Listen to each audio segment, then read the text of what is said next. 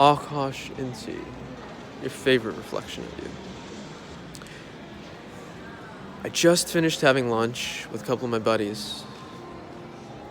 We decided to quickly swing by the mall after a cup of ginger lemon tea. Ginger lemon tea is incredibly, incredibly good for digestion.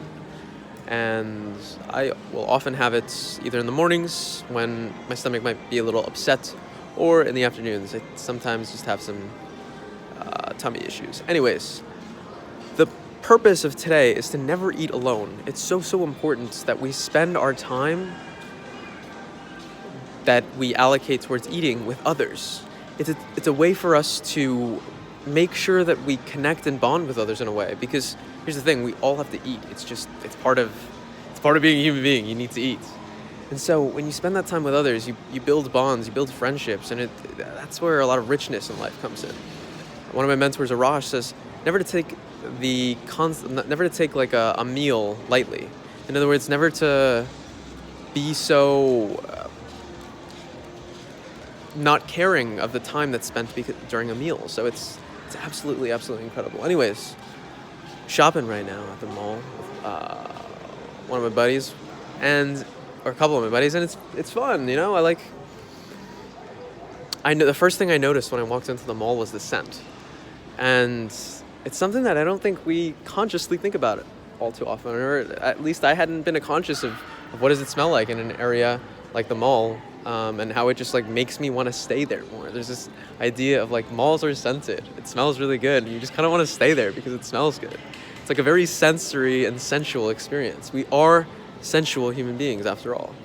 And so it's just like, it's funny, you know, how you can get captured in the lighting of it, the temperature and how the temperature feels, the smell of it, how things around just look like they're fun to touch. So I guess the visual aspects to it.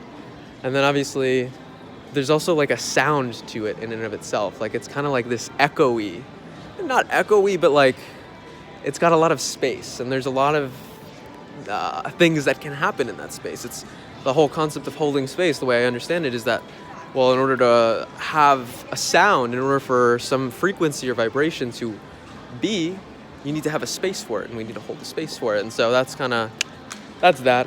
Oh, I'm dropping my things over here, but that's fun, you know.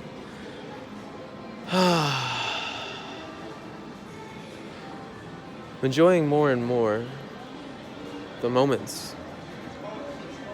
Last night I spent watching The Libertine, which chronicled meaning like it went through the life of the second Earl of Rochester. I don't remember his name right now,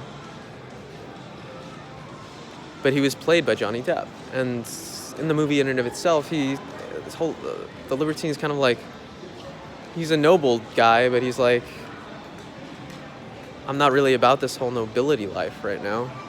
And so it was funny because he ended up kind of living life on his own terms, and in the sense of he really got into the senses and appealing to his senses. And so he was known as a very he was known as a rake.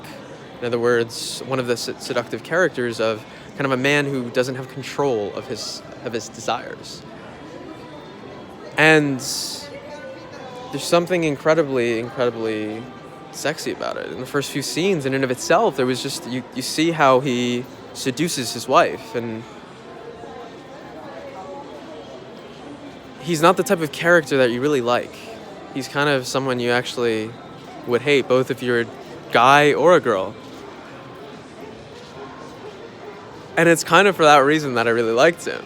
If that makes sense. Because there was something about him that was so real. He conveyed this feeling, and I think it's the feeling of wanting to be completely free and uninhibited, and not be subject to the feelings of shame or guilt or anything like this. And so the way that this character acted, the way that he saw the world, the way that he spoke to his world was incredible, really. Because he didn't speak to it in a way that most people speak to their world. It was in such a manner that it created the effect of people hating him because he was so into himself. Yet if you looked at the character and observed how he viewed the world, it was more so that when he saw the world around him, they were so about themselves, but in a different way. And that's what he challenged, was that, look, it doesn't have to be this one way. It can be other ways. And anyways, very charismatic figure, also incredible poet and playwright. He put together a few poems and plays, and I don't know, it really has appealed to me. So, to the Libertine, the second Earl of Rochester. Keep up, thrive, stay sexy.